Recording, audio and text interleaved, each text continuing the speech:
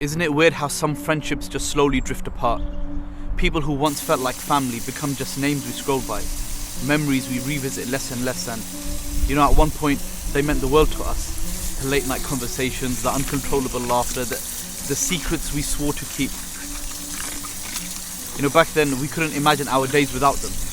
But then life moves on, new cities, different goals, and one day you realize it's been months since you last spoke. And it's not chaotic or loud, just a gentle, steady drifting apart. And always remember, people come into your life either as lessons or blessings. Not every relationship ends with closure or conflict. Some simply fade when their purpose is fulfilled. And that's okay. They were what they needed to be for who you were at that time. Accept it and move on. Everything can change in the blink of an eye. You can get sick, lose your job, a loved one passes away, and instantly you're forced to become very humble. Tables turn, and that's how crazy life can get instantly. So always pray, stay humble, and be grateful, as nothing is guaranteed. Keep this in mind. If you have food in your fridge, clothes on your body, a roof over your head and a place to sleep, you are richer than 75% of people in the world. If you have money to spend as you wish and the freedom to go wherever you want, you are among the top 18% of the world's wealthiest people. Furthermore, if you are alive today with more health than illness, you are more blessed than the millions of people who will not survive this week. Lastly, if you can read and understand this message, you are more fortunate than the 3 billion people who cannot see, cannot read, and cannot access knowledge and information that surrounds us. Life is not for complaining about pain and sorrows. It's about prioritizing the countless other reasons to be grateful and happy.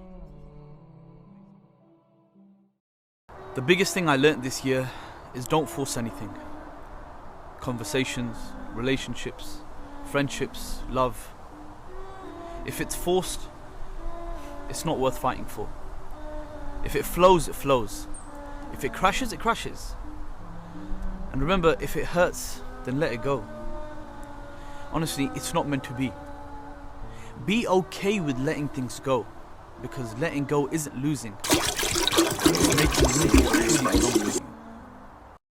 When you're doing well in life, make sure to do 2 things. Number 1, keep your mouth closed. Don't tell people your plans until they materialize.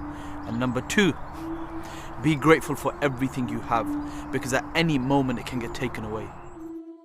If you wear nice clothes, people call you a joke. If you wear simple clothes, then they call you broke. If you speak your mind, they ask you why. And if you stay quiet, they call you shy. If you're successful, they call you fake.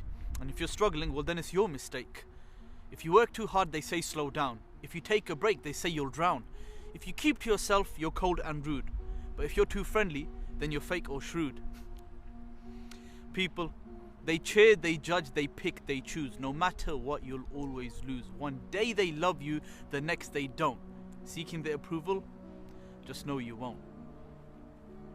So why chase the approval of a human being?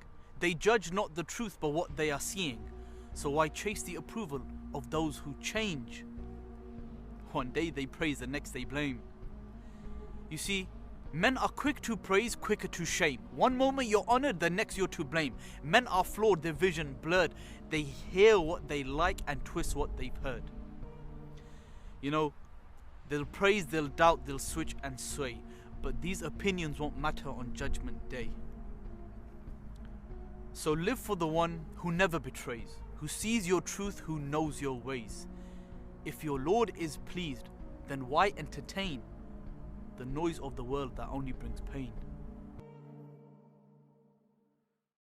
As I get older, the one thing I've learned and I advise is to protect your peace at all costs. A chaotic mind cannot create a meaningful life. Prioritize what brings you calm over what brings you conflict.